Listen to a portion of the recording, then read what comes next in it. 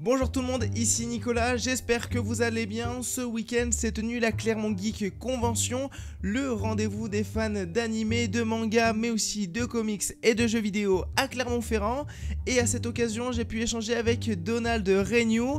Je le remercie une nouvelle fois de m'avoir accordé quelques minutes de son temps. Je sais qu'il a un emploi du temps très chargé, c'est pour ça que je le remercie. Je vous envoie le générique et du coup, juste après, vous pourrez retrouver ma petite interview. J'espère qu'elle vous plaira. N'hésitez pas à me le dire dans les commentaires.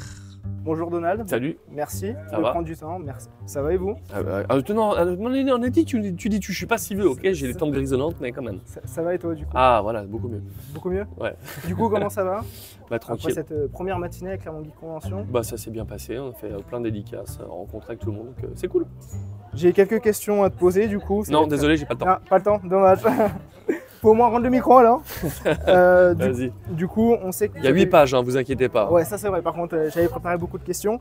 On sait qu'on vous a vu dans des jeux vidéo, dans des films, dans des séries, dans des dessins animés. C'est quoi l'exercice que toi tu préfères? Il y a du mal. Hein. Ouais. Moi, j'aime bien un peu tout. J'aime bien le dessin animé parce qu'on a une vraie liberté, on peut vraiment amener ce qu'on veut faire, le fun, et pas être raccord VO. Mais j'aime bien aussi les films réels parce que justement on doit copier au plus proche la VO et être le plus près possible pour la trahir le moins possible, donc c'est un autre exercice. C'est pas le même plaisir mais c'est un autre exercice. Et en parlant de films, j'ai vu une interview de toi par rapport au film Tu ne tueras point, oui. Par rapport à Andrew Garfield, comment tu l'appréhendais? Son interprétation. J'ai pensé que j'allais avoir du mal à faire le film, que ça allait être difficile et finalement, je sais pas, j'ai trouvé ma marque hyper facilement et c'est un des films où j'ai eu le plus de facilité à rentrer dans le rôle parce que je sais pas, ça m'a parlé et je me suis beaucoup amusé. On a même terminé le doublage du film une journée en avance, tellement j'étais à l'aise et je sais pas, c'était l'autoroute comme on dit. Et est-ce qu'il y a d'autres expériences qui ont été beaucoup plus compliquées à appréhender Avec cet acteur, oui, le silence a été beaucoup plus difficile. Film de Scorsese, beaucoup plus difficile à nourrir, à appréhender le rôle. C'était beaucoup plus compliqué. Il y avait moins de lignage, moins de script. Et pourtant, j'ai eu beaucoup plus de mal. Comme quoi, c'est vraiment le film qui amène la difficulté et pas forcément l'acteur, quoi. Et avec l'expérience, est-ce que tu vois des difficultés à des endroits que tu ne voyais pas quand tu étais plus jeune? Voilà, je pense que c'est juste la difficulté qui s'est accentuée avec les rôles maintenant qui sont plus des rôles d'adultes, donc plus nourris, plus difficiles, plus intenses aussi. C'est juste en fait les rôles qui ont évolué avec moi, mais c'est toujours un challenge, toujours un plaisir, donc c'est cool, quoi. Et tu penses continuer le doublage et jusqu'à quand? Moi je pense que le doublage, je me suis pas fixé de date pour arrêter. J'espère juste que c'est pas l'IA qui nous arrêtera le doublage avant qu'on ait décidé nous de l'arrêter, quoi. Oui, parce que par rapport à ça, on a vu qu'il y avait pas mal de doubleurs qui prenaient la parole par rapport à ça. Et moi j'avais une question par rapport à cette IA.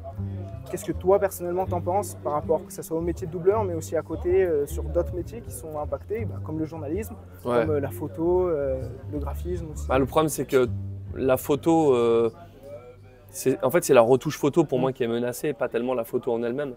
Maintenant, c'est sûr que quand tu prends une photo là sur un fond blanc et que tu dis tu veux une montagne, après tu veux un reflet dans le miroir, après tu veux le monstre du Loch Ness et qui ça le fait, ça c'est un peu improbable.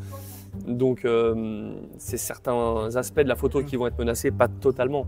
Notre métier est totalement menacé parce que de la même manière que les graphistes, totalement menacé lui aussi. Donc on n'est pas tous à loger à la même enseigne.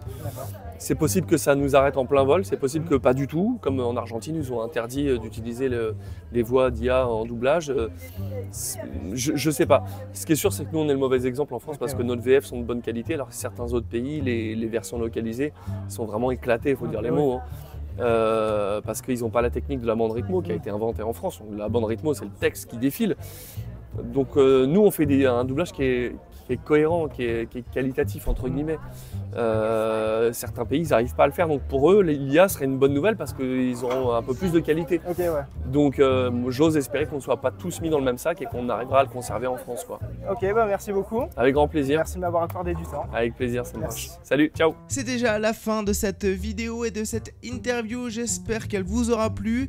C'est la première interview que je vous poste sur ma chaîne YouTube. Peut-être qu'il y en aura d'autres à l'avenir. J'espère j'espère qu'il y en aura d'autres. Donc n'hésitez pas à me dire dans les commentaires quelle personne vous aimeriez voir sur la chaîne. Et pendant ce temps, moi je vous invite à me rendre visite sur mes différents réseaux sociaux, que ça soit TikTok, Instagram, même YouTube, puisque tous les jours je vous poste des informations autour du monde des jeux vidéo. Et n'oubliez pas d'activer la petite cloche sur YouTube, comme ça vous serez notifié à chaque fois que je vous sors une quotidienne, le rendez-vous quotidien de l'actualité du monde des jeux vidéo.